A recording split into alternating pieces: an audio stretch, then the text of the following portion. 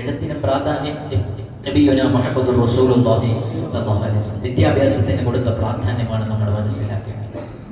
ഇങ്ങനെ നമ്മൾ മനസ്സിലാക്കിയാൽ പിന്നീട് ഹബീബായ റസൂലുള്ളാഹി തങ്ങൾ കൊടുത്തത് ഖുലഫാഉർ റാഷിദീങ്ങൾ, ഉമവിയ്യാക്കൾ, അബ്ബാസികൾ ഇങ്ങനെ തുടങ്ങിയവരൊക്കെ കൊടുത്തതും പിന്നീട് ഇബ്നു സീനയിലൂടെ വളർന്നതും ഫറാബിയിലൂടെ പടർന്നു പന്തലിച്ചതൊക്കെ നമുക്ക് വിശാലമായൊക്കെ പറയാനുണ്ട്. ഇസ്ലാമിക ലോകം എന്ന് പറഞ്ഞാൽ വിജ്ഞാനത്തിന്റെ ഈറ്റില്ലമായിരുന്നു. യൂറോപ്യന്മാരെല്ലാം അവരുടെ ബീച്ചുകളിലൂടെ കക്ക പറുക്കി നടന്നിരുന്ന കാലഘട്ടത്തിൽ ഇസ്ലാം അതിന്റെ ഔന്നിത്യത്തിലായിരുന്നു, വിജ്ഞാനത്തിന്റെ കൊടുമുടിയിലായിരുന്നു. പിന്നീട് ചില കോൺഗ്രകളൊക്കെ നടന്നപ്പോൾ, അധിനിവേശങ്ങളൊക്കെ നടന്നപ്പോഴുണ്ടായ ചില കൈമാറ്റങ്ങളിൽ വെറും രാഷ്ട്രീയമായ അധിനിവേശം മാത്രമായിരുന്നില്ല, വൈജ്ഞാനികമായ അധിനിവേശം നടന്നു എന്നാണ്.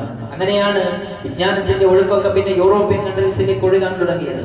അപ്പൊ ഇസ്ലാം അത്രമാത്രം പ്രാധാന്യം നൽകിയിട്ടുണ്ട്. ആ പ്രാധാന്യം നൽകിയ വിജ്ഞാനം ഇസ്ലാമിൽ നമ്മൾ ഓരോരുത്തരും നുകർന്നുകൊണ്ടേയിരിക്കണം.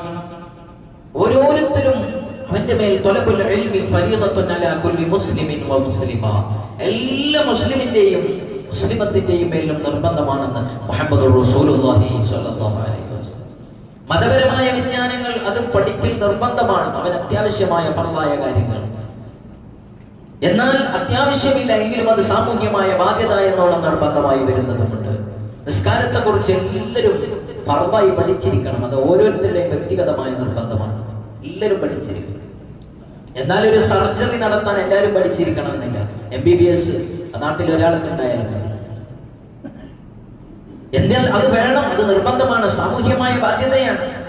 അതുപോലെ തന്നെ നോമ്പ് അനുഷ്ഠിക്കാനുള്ള കർമ്മങ്ങൾ, നോമ്പിന്റെ ഷർത്തുകൾ, ഫർളുകൾ, നോമ്പുമായി ബന്ധപ്പെട്ട കാര്യങ്ങൾ, ഇതൊക്കെ എല്ലാവരും അറിഞ്ഞിരിക്കണം, അത് നിർബന്ധമാണ്. വൈയക്തികമായ ബാധ്യതകൾ അത് അറിഞ്ഞിരിക്കൽ നിർബന്ധമാണ്. എന്നാൽ ഒരു മനുഷ്യനെ ബിൽഡിംഗ് ഉണ്ടാക്കുന്നതിനെ കുറിച്ചുള്ള അറിവ് അത് ഓരോരുത്തരും അറിഞ്ഞിരിക്കണം എന്നില്ല. അപ്പൊ ഓരോരുത്തരും അറിഞ്ഞിരിക്കേണ്ട വിജ്ഞാനങ്ങളാകുന്ന മതവിജ്ഞാനങ്ങളുണ്ട്, ഭൗതിക വിജ്ഞാനങ്ങളുണ്ട്. ഏത് വിജ്ഞാനമായാലും അതിന് ഇസ്ലാം വലിയ പ്രാധാന്യം നൽകിയിട്ടുണ്ട്. ഇസ്ലാം വിജ്ഞാനത്തിന് വലിയ പ്രാധാന്യം നൽകിയിട്ടുണ്ട്.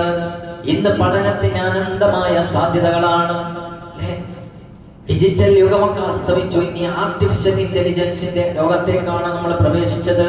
വരാൻ പോകുന്ന തലമുറകൾ കാണാൻ പോകുന്നത് ഏതൊക്കെ വിധത്തിലുള്ള ഡിവൈസുകളാണെന്ന് പറയാൻ പോലും കഴിയൂല. അടുത്തൊരു ചർച്ചയുണ്ടായിരുന്നു, നമ്മുടെ തലയിൽ ഒരു മുടിനാര് പോലെയുള്ള ഒരു ഡിവൈസ് ഫിറ്റ് ചെയ്താൽ നമ്മൾ ചിന്തിക്കുന്നത് പോലും അടുത്ത ആൾക്ക് അറിയാൻ കഴിയുന്ന സംവിധാനം വരാൻ പോകുന്നുണ്ട്.